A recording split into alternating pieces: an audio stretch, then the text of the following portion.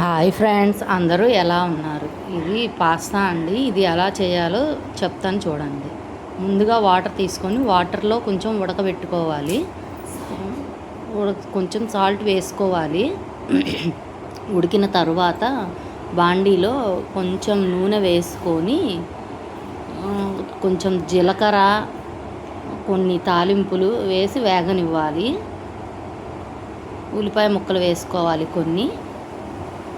కొంచెం ఫ్రై అవ్వాలి. ఉల్లిపాయ ముక్కలన్నీ ఫ్రై అవ్వాలి. ఫ్రై అయిన తర్వాత కొంచెం గరం మసాలా అండి, దాంట్లో మసాలా పౌడర్ ఇస్తాడు.